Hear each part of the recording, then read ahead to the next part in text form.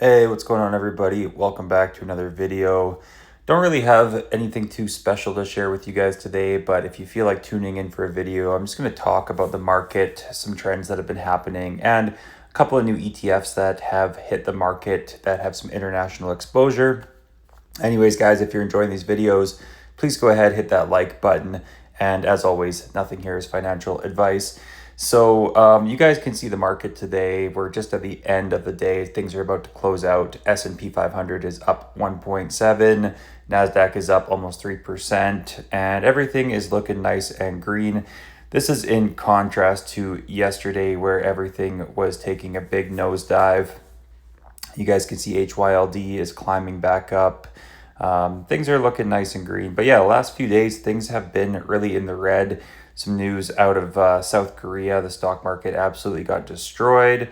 Lots of people trading on margin and whatnot got liquidated. And so, yeah, there's been not some great news coming out. There was some earnings the other day. And as far as earnings, well, you guys can see that Meta completely fell off a cliff with their earnings report. They're down almost 11%. And then Microsoft, they're up like over 17%. So a lot of these ETFs will hold both of those companies when it comes to like the tech concentrated ones. I'm just thinking like HHIS and whatnot. And then speaking of HHIS, you guys can see here today it is up about 2.15%. It's the end of the day.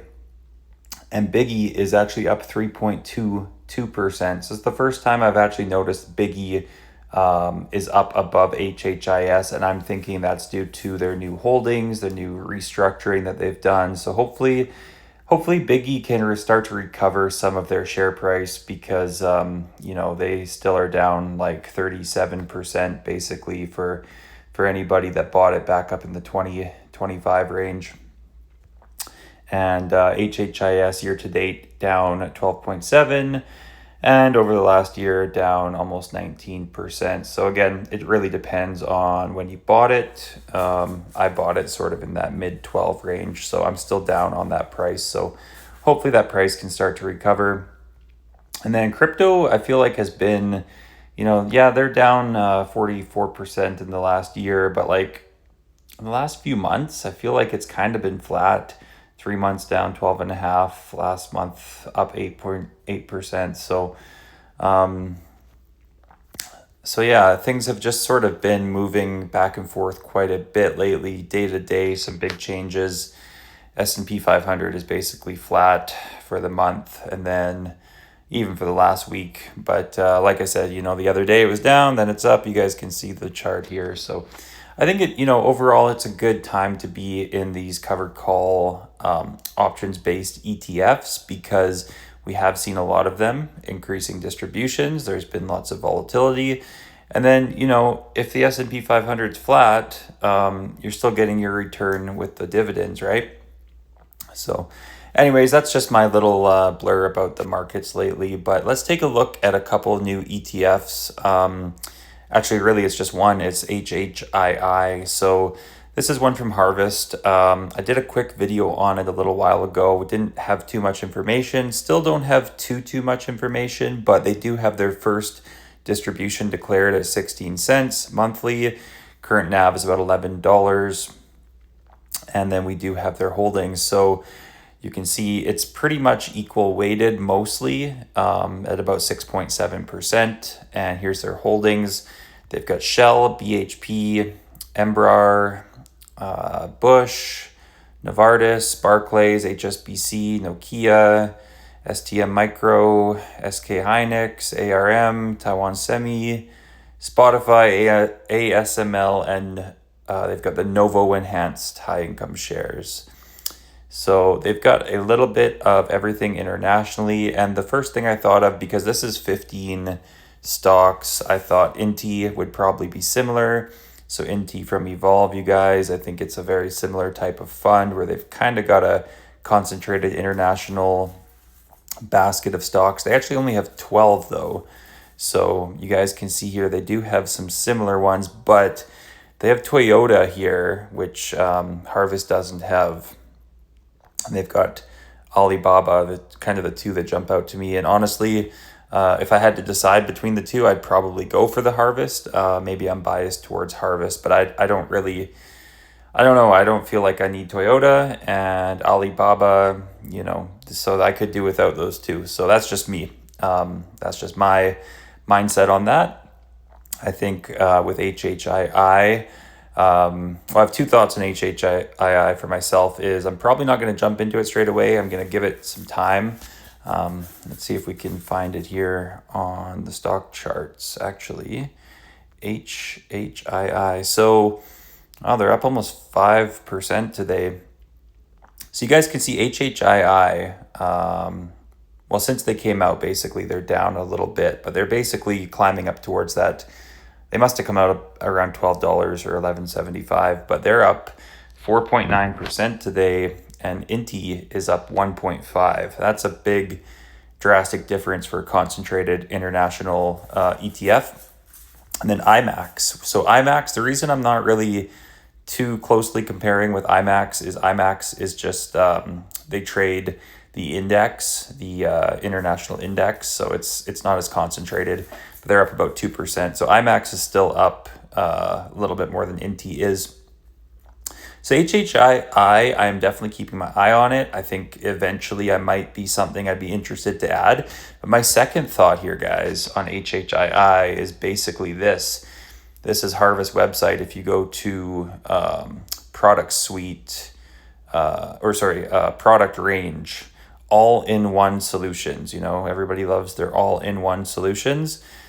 My thought, my speculation is maybe there's going to be another all-in-one, which is going to take the all-in-ones to another all-in-one. So I'm thinking like HHII, HHIS, HHIC. So you get Canadian, US, and international, and they'll basket it all up into one nice ETF. So you get everything, all in one, which everybody loves.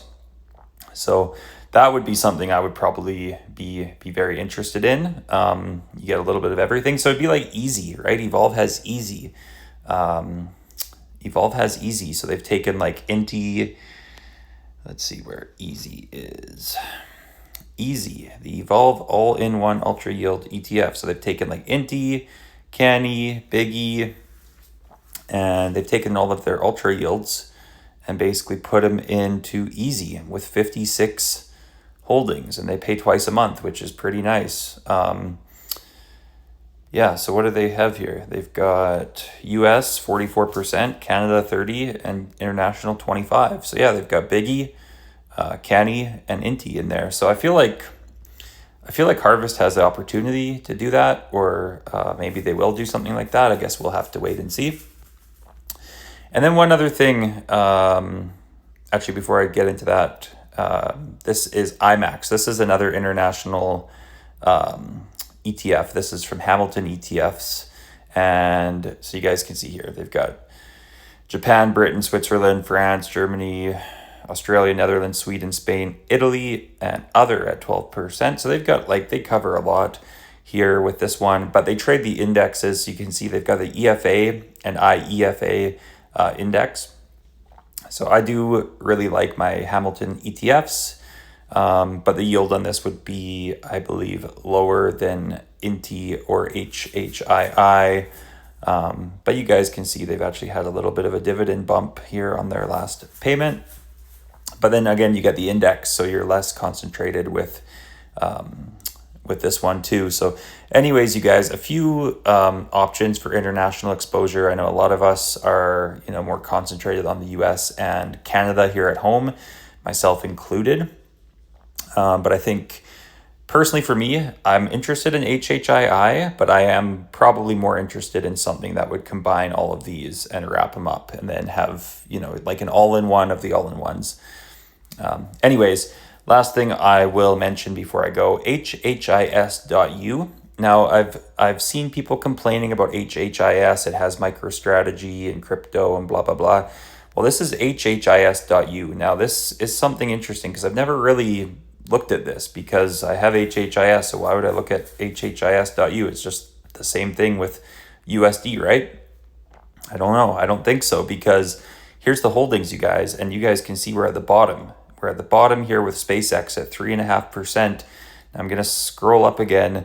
Tell me if I'm blind, but I don't see MSTR or MSTY or the MicroStrategy in this one. It's just basically these. And I think there's only 15 holdings here. So it's more concentrated. And then you don't have the MicroStrategy in this ETF on HHIS.U. So if you're looking for HHIS without the strategy in there, I guess this would be an option. I mean, they still have SpaceX too, but I just thought that was interesting on HHIS.U. Why don't they have the same holdings as HHIS? And so I don't know. I just noticed that and I thought, well, I figured I'd share it because, yeah, there's actually 5 less. If you count them, there's only 15. So you're actually missing, 5 different stocks in here. So you're more concentrated and you've got a different currency. So I guess that would explain why your returns could be different. And as far as my own portfolio, you guys, here's how it is looking over the last month. Yeah, so it's above the S&P 500 over the last month. And then the last 7 days, the S&P 500 is beating it. But overall, you guys, I mean, I've watched the value change. I've watched my yield percentage change as values, as stocks has risen and fallen. But the income's been steady. If not, it's been climbing with all of these different ETFs from like Harvest and Hamilton and all these other good ones that we all know and love. So overall, for me, I've watched some people panic. I've seen some videos of people being upset about different things. But for me, it's just the same buy and hold and go with the market, take the dividends, reinvest them. And that's, I think, about as easy as it gets. So anyways, you guys, that is my little rant on the market and ETFs and all of that stuff. Hopefully you enjoyed this video. Hopefully everybody out there is having a great week. And yeah, I will catch everybody